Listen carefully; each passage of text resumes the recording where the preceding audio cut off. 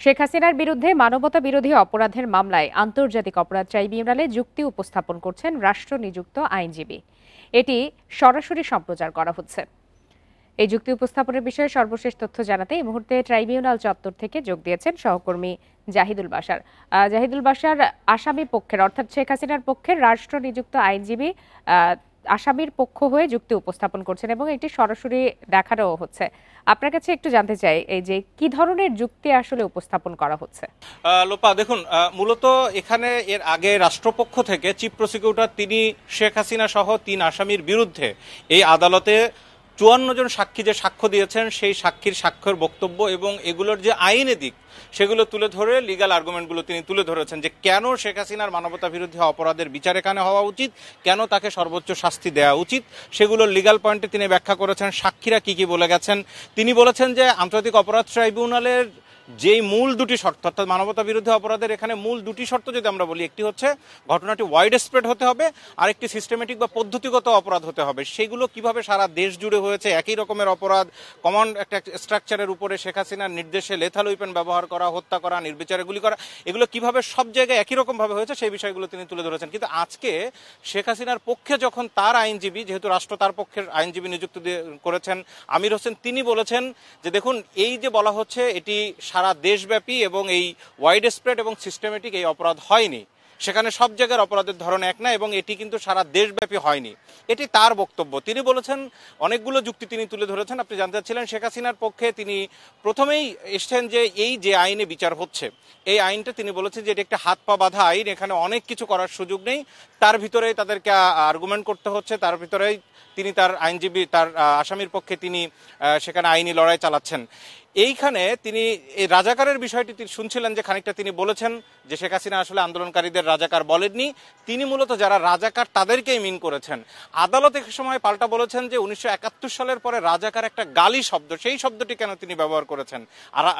কোর্টই কিন্তু অর্থাৎ বিচারপতিরাই তাকে জিজ্ঞেস করেছেন। সেখানে তিনি যুক্তি তুলে ধরেছেন যে দেখুন, যেখানে মুক্তিযুদ্ধের প্রসঙ্গ আসবে সেখানে রাজাকার পাল্টা আসতেই পারে, কিন্তু তিনি আন্দোলনকারীদের মিন করেননি, তারা ভুল বুঝেছেন, যেমনটা আপনি কিছুক্ষণ আগে দর্শকদের শোনাচ্ছিলেন। দেখুন, এর পরবর্তীতে তিনি বলেছেন যে এই আদালতে বিগত সময়ে রাষ্ট্রপক্ষ বা সাক্ষীরা বা বিভিন্ন সময়ের যে তদন্ত প্রতিবেদনে শুধুমাত্র আওয়ামী লীগের সরকারের সময়ের যে সমস্ত খারাপ দিকগুলো উঠে এসছে, কিন্তু এখানে যেহেতু একটা শাসন ব্যবস্থা ছিল ১৪-১৫ বছরের, এই দেশে অনেক উন্নয়ন তারা করেছে, তাদের অনেক ভালো দিক ছিল, সেগুলো আনার মোটে কোনো রকম চেষ্টা করা হয়নি, এটা একেবারে উদ্দেশ্য প্রণোদিত, এই বিষয়টি তিনি বলেছেন। কিন্তু এখানে পাল্টা আরেকটি প্রশ্ন ব্রিফিংয়ে আমরা সাংবাদিকদের পক্ষ থেকে তাকে করা হয়েছিল যে যেহেতু এটি একটি অপরাধের বিচার হচ্ছে, সেই জায়গায় ভালো কাজগুলো অপরাধকে ম্লান করতে পারে কিনা, তিনি বলেছেন অবশ্যই না, কিন্তু যেহেতু এটি যৌক্তিক পর্যায়ে আর্গুমেন্টের বিভিন্ন পর্যায়ে বক্তব্য আসছে, সুতরাং ওই সরকার কি কি করেছে সব বিষয়গুলো আনা উচিত ছিল। তিনি এখানে আরেকটি গুরুত্বপূর্ণ বিষয় এনেছেন যে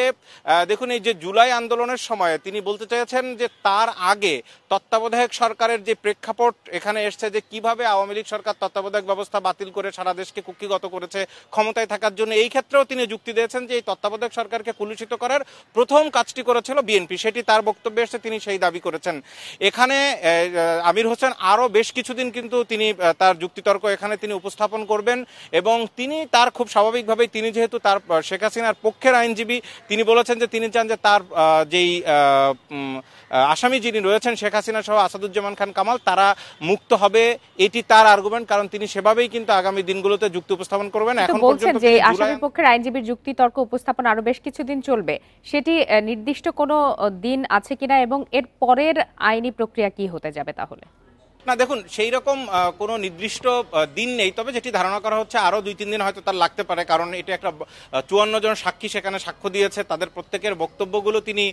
তুলে ধরবেন এক এক করে। তিনি এখন পটভূমির পর্যায়ে রয়েছেন, এর পরবর্তীতে একেবারে মূল আন্দোলনের যেই সেখানে লিগ্যাল আর্গুমেন্টে তিনি ঢুকবেন। তবে এখানে আরেকটা বিষয় আপনি পরের ধাপ জানতে চাচ্ছিলেন, রাষ্ট্রপক্ষ এখানে যদি মনে করে যে এই পর্যায়ে তিনি যা যা বক্তব্য দিচ্ছেন সেগুলোর একটা পাল্টা যুক্তি তুলে ধরা দরকার বা জবাব দেওয়া দরকার, সেক্ষেত্রে কিন্তু রাষ্ট্রপক্ষ আবার একবার সময় পাবে, তারা যুক্তি উপস্থাপন করবে এবং তার পরবর্তীতে শেখ হাসিনার এই মামলার বিচারিক কার্যক্রম কিন্তু শেষ এবং তার পরবর্তীতে এই মামলা রায়ের জন্য অপেক্ষায় থাকবে। সুতরাং রায়ও কিন্তু ঘনিয়ে আসছে। আজকে কিছুক্ষণ আগে চিফ প্রসিকিউটরের সাথে আমাদের কথা ছিল, সেখানেও তিনি বলেছেন, এর আগেও বলেছেন যে এটি বিচারিক প্রক্রিয়ার শেষ ধাপ, সুতরাং এর পরবর্তীতেই কিন্তু রায়ের জন্য অপেক্ষায় থাকবে। এরকম আরো বেশ কয়েকটি মামলা শেষের দিকে রয়েছে,